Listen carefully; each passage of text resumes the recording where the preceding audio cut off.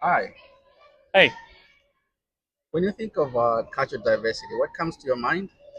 I think it's having a place where people can be what they want to be, not be afraid to speak out, be different, and even if someone else disagrees with you, having the respect to let them do what they want to do.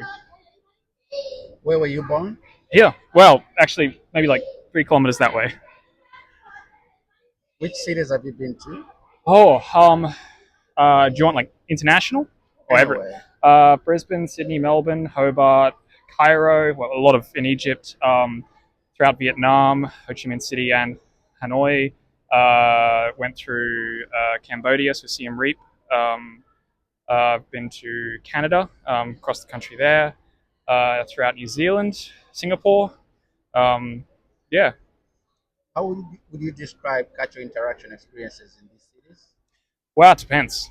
A lot of places. I think there's well, I definitely like when I was in Egypt. You know, skinny white boy, red hair.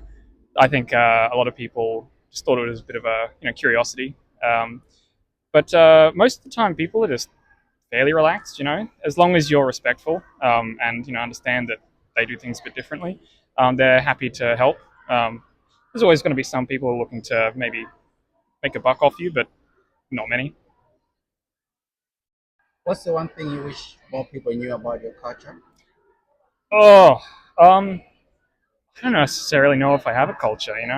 I'm a bit of a European mud. Um, but yeah, I suppose.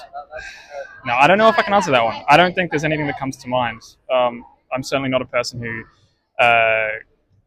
I'm not particularly big into my like ancestry or anything. I was born in Australia, and that's kind of where it starts and stops for me. It's just a place to live, a place to be. What advice would you give to someone that does not appreciate cultural diversity? I think it's hard to tell someone to try and put them in another person's shoes.